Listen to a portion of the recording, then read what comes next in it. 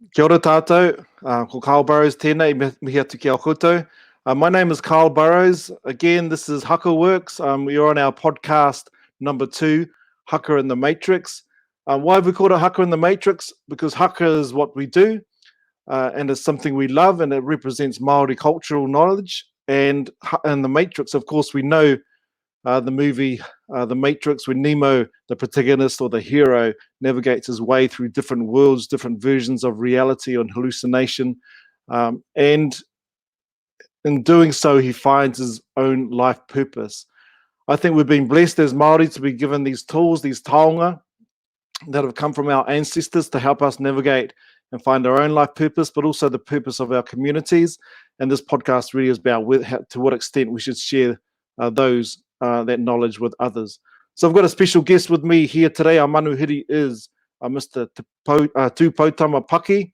I'm going to put him on in a minute. But just before we do, I'm just going to introduce something different today. We're going to do a mihi mihi to acknowledge you all, to acknowledge the kaupapa, and to acknowledge those ancestors, because of course it's them that have resulted in us being here today. And then we'll do a short karakia, which just gets us in the right frame of mind as we go along. So, tēnei mihi atu ki au koutou katoa, nau maharama ki tēnei hōtaka, kei te mihi anō hoki ringo te kaupapa o te wā, me ki ko tēnei taonga anō hoki no tātanei tupuna.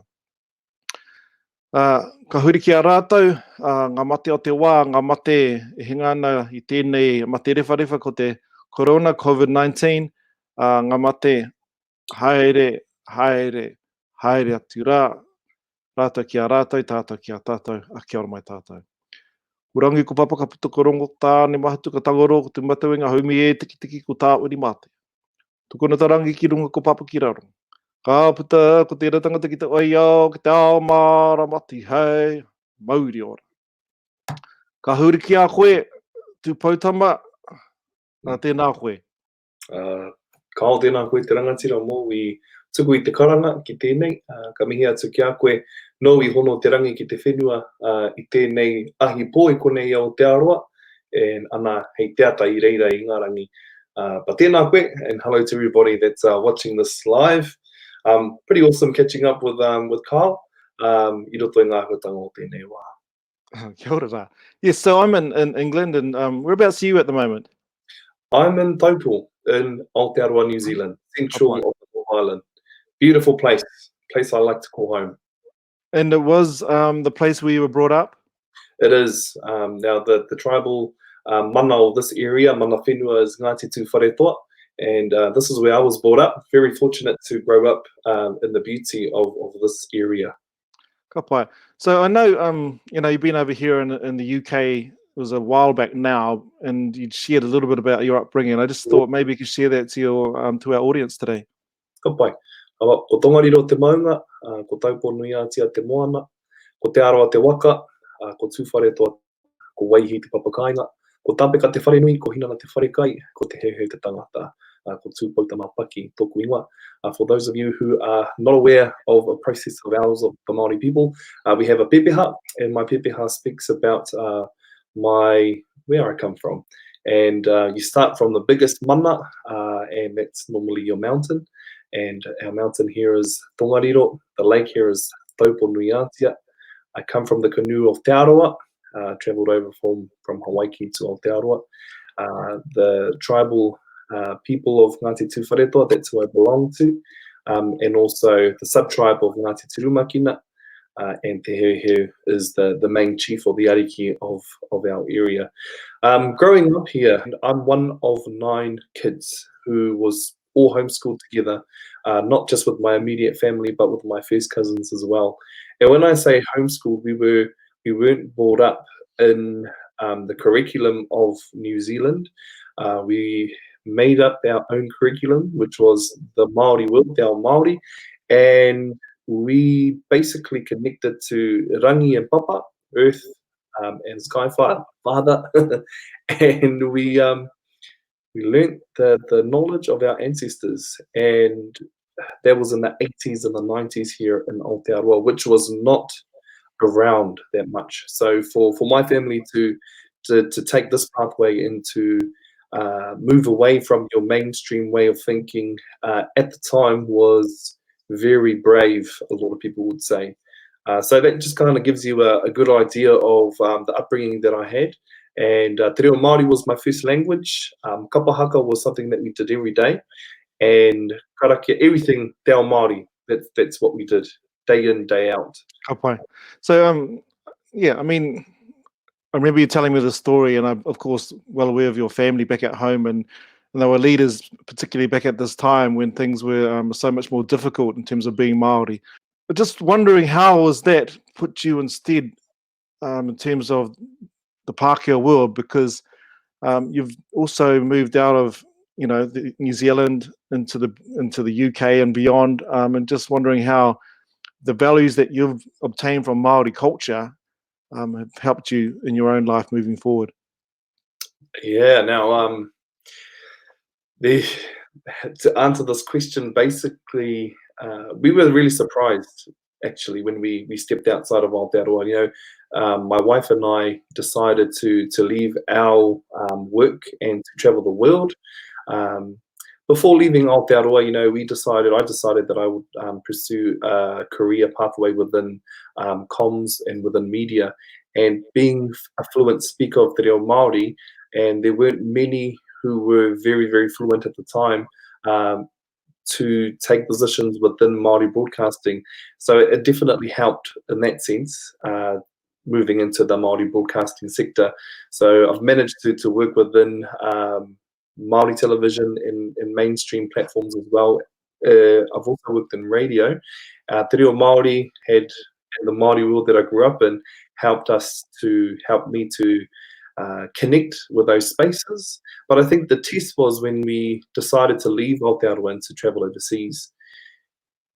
I was very surprised that Te Ao Māori provided for us overseas, and that came in the form of performing, doing kapahaka overseas, teaching workshops, teaching Te Reo Māori. I wasn't expecting to do any of that work, even reported back from overseas to Aotearoa for various platforms.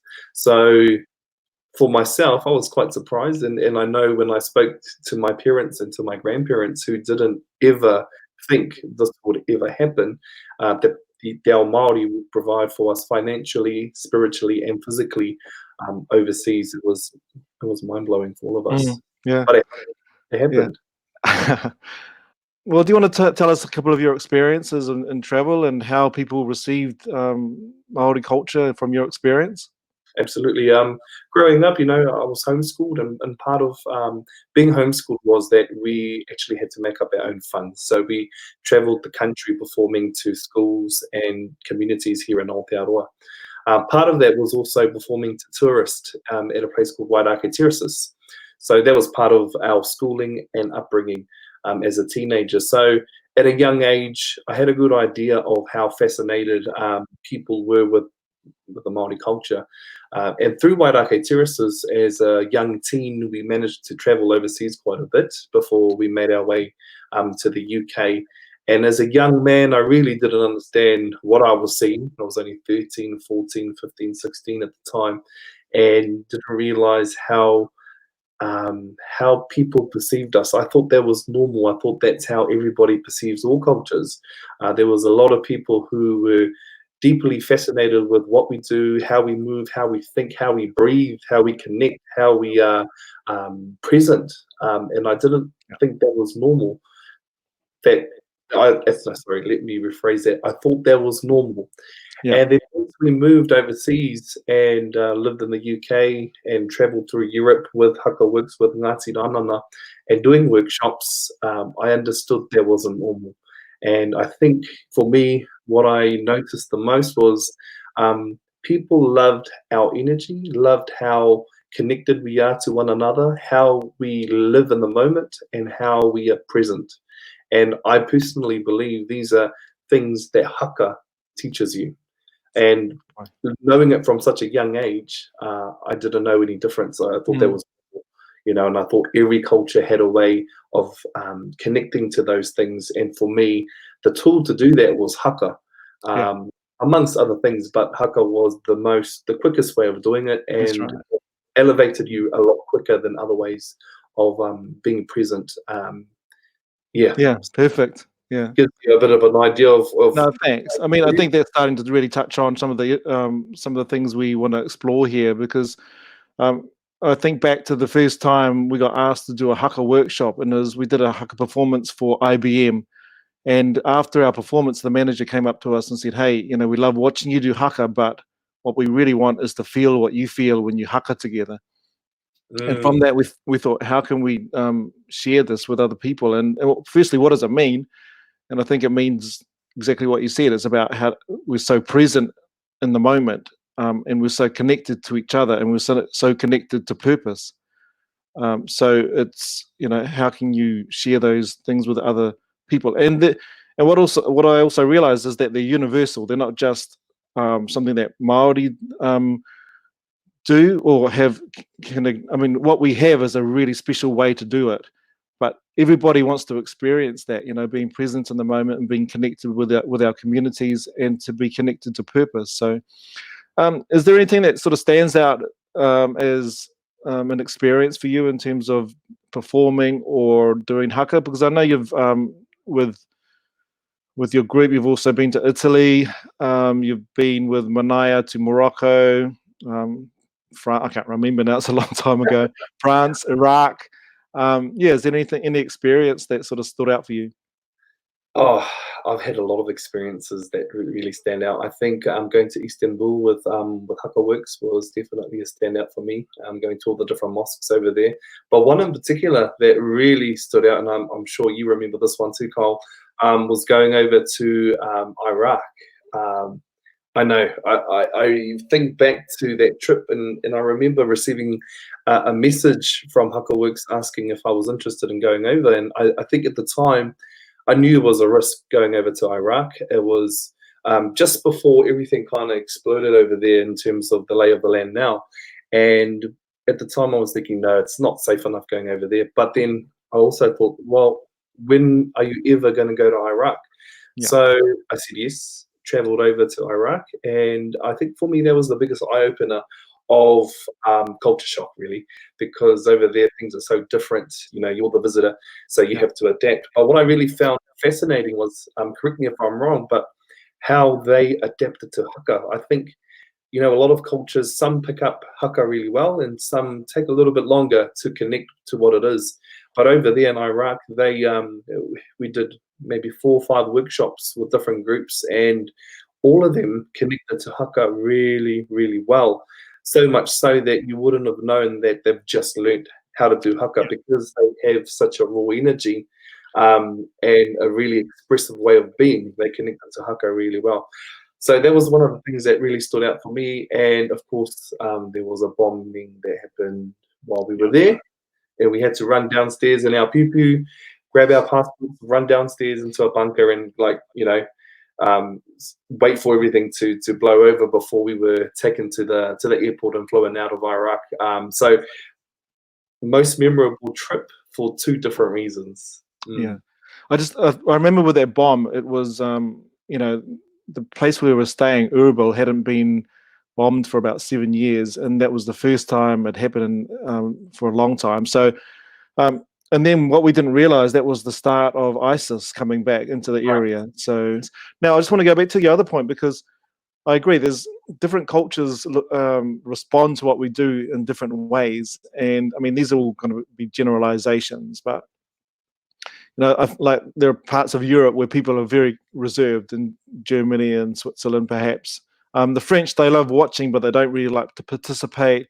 The English, I mean, English give anything a go, really. I mean, Americans are really generous and just want to get up and get into Okay. it. Yeah. But in terms of the deeper aspects of haka, when you're talking about ihi and wihi, I just found Iraq, the people, their skin is so thin in terms of getting to that part of who we are.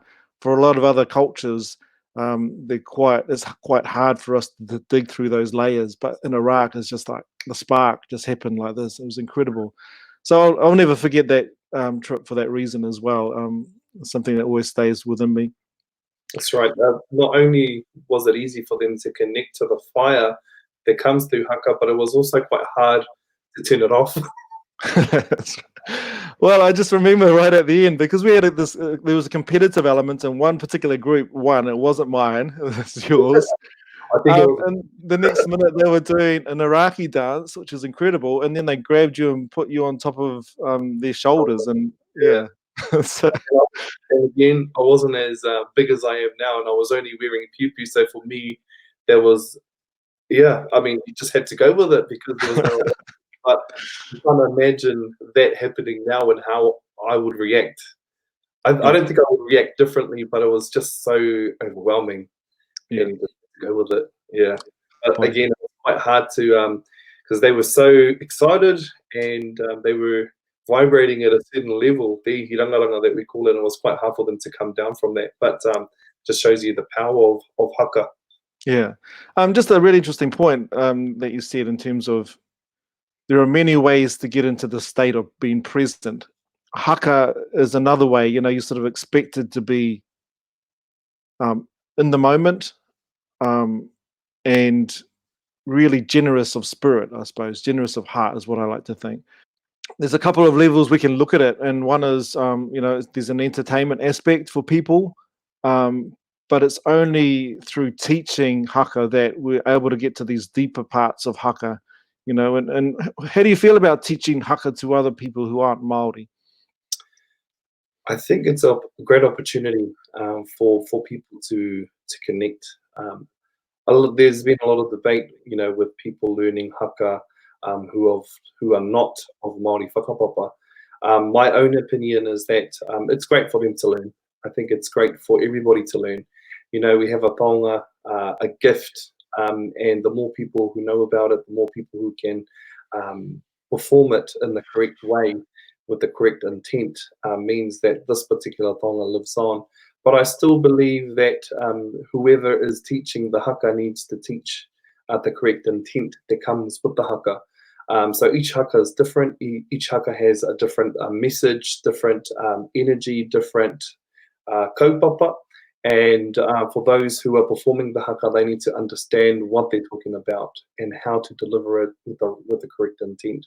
So, for me, I do like the idea of a lot of people doing the haka, but it's also being informed of why they are doing the haka and what it's all about, and delivering it properly. There's a whole lot of people who just go online and just learn a haka, but that's not quite the best way to do it. You do have to go to somebody who knows what they're talking about, who can teach you all of the nuances of what haka is and what it represents. And I think for myself, coming into a different space in my life where I'm now contributing to a kapa haka that belongs to our tribe, and teaching the generation that's coming through now, it's really important that how and what you pass on to the coming generations or to the future kaihaka is correct, because at the end of the day, they're the ones that's going to pass it on to the next generation. So if I get it wrong, they're going to get it wrong, and you're going to have a whole whakapapa of incorrect things Yeah, being taught. So those are the things that moku ake for myself, me tūpato. We need to be careful yeah, and be aware and yeah. deliberate about how we teach and who we teach, and the information that comes with it. It all needs to be correct. It needs to come from the right place as well. Yeah. So the same principles that you have for teaching haka at home, you apply to teaching haka to people who aren't Maori. Correct. It doesn't I matter think, who you are. yeah, I think what's really important is that the people who teach haka, the way they teach it, has a real impact on how it's received and then shared beyond. Because I think the difficulty, I think, is that you teach people, and it's not so much with the intent that they go away and they're seasoned haka performers. You know, it's a different kaupapa. It's really so that they can discover parts of themselves that they perhaps haven't been aware of or have been hidden. Mm, And it's because of how our society works right now in terms of, um, we in the Western broader culture I'm talking about, we suppress those parts of ourselves which can just really bring us to life.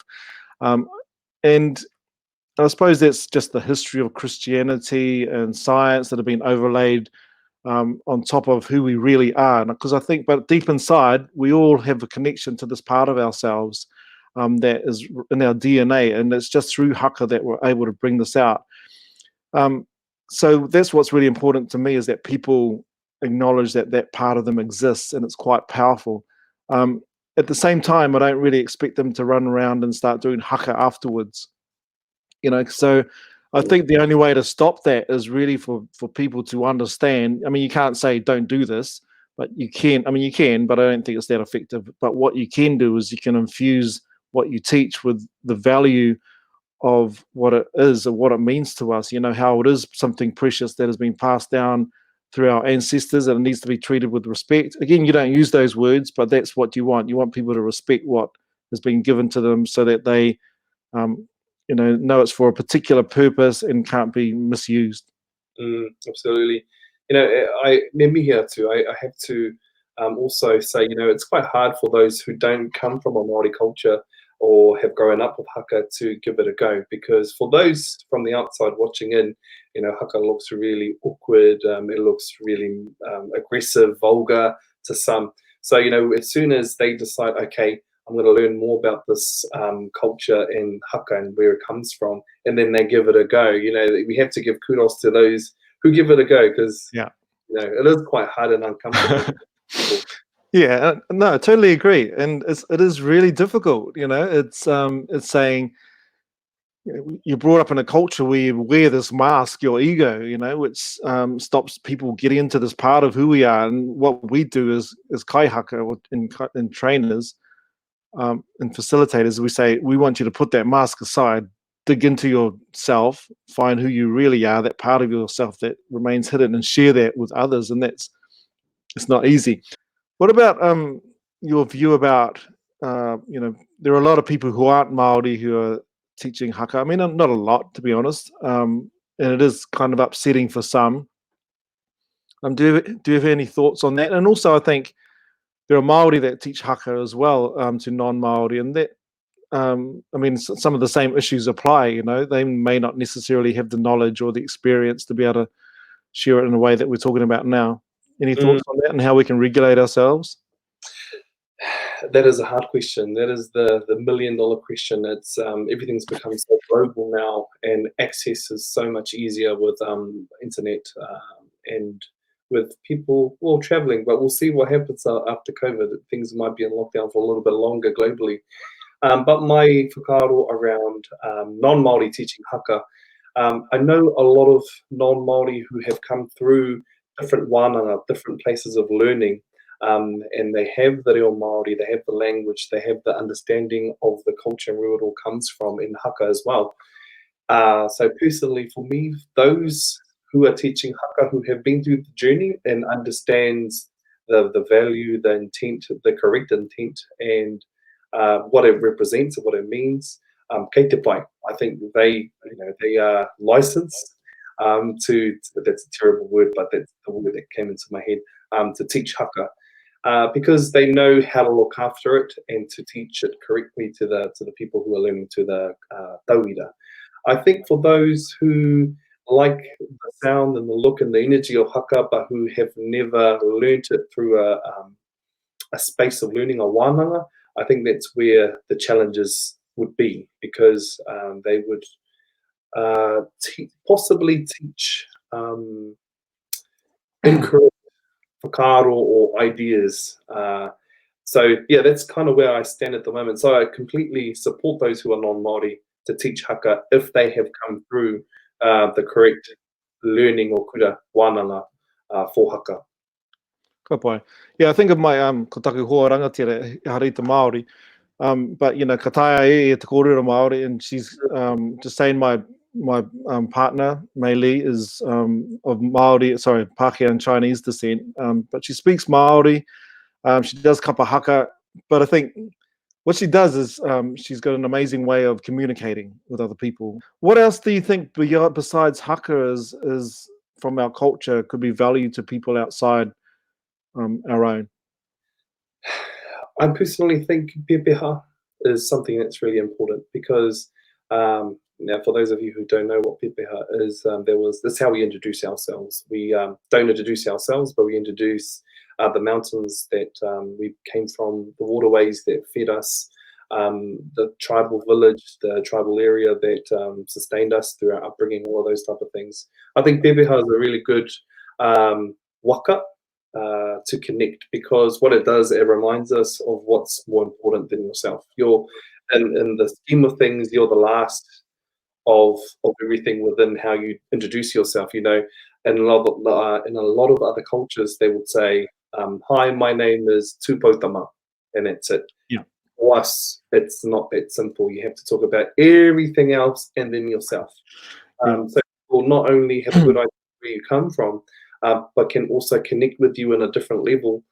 Because you know, Tongariro is it's a very beautiful big mountain, and who knows, a lot of people who have travelled through Aotearoa have been there. So as soon as they hear that that's the mountains that I come from, they can connect to me in a different way, and understand the context of where I come from. So pepeha for me Mm. is a really awesome waka or tool for non-Māori to connect to, because it just encourages a different type of thinking, encourages a thinking that's a lot bigger than the individual, Yeah. and it also connects you in a different way, not just to yourself and to the people who are around you, but to rangi and papa, to the sky and the lands that we Yeah. all walk on. So that's something Mm. that I think that's quite Yeah. important. Yeah. Kapa, I totally agree. And often with our extended workshops, we get people to share pepeha. And it's, it's different. Sometimes, I mean, they don't have tongariro, in the backyard, like you do, or taranaki. So we've got to get them to think about what is your connection to place. And they might not have a wharenui, but they might have a church, or they might have somewhere where they go with their granddaughter to, on a regular basis to go fishing, or somewhere where they feel, hey, I'm back home now. I'm connected to to the land because of this place. And often, especially in a place like Europe, when you ask people to share about their ancestors, some of the stories are quite harrowing in terms of their ancestors escaping from war in Europe and coming to the UK or wherever that they might be. So for them to share their pepeha like this, it's often quite an emotional experience for them.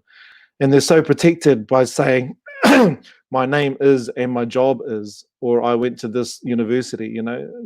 It's a way to protect them and to share their external skills with others. But for them to share this deeper stuff is really quite, um, it's a personal journey for them. But what I love, like you said, reiterating what you said, the connection back to the universe, to Rangi and Papa, to the earth, and it just helps change people's perspective, which I think needs to be changed if we're going to exist as for a couple more generations, taking into account climate change. I think that's really important, something that we definitely can share. Well, is there anything you'd like to add at this point right now? You want to tell us what you're doing back at home and how that's all going? Yeah, so recently moved home, and when I say recently, maybe about 10 months ago, moved back here to Wharetoa, to Taupo. We're currently producing Maori content for those who speak te reo Maori, and we're currently producing a series called Takiura, and it looks at the impacts of all the different things that's come into Aotearoa on all of our spiritual gifts. So rongoa Maori, matakite, karakia, all of these special things that we hold close to our hearts. We're exploring all the different things that's made a huge impact on all of those gifts or tonga.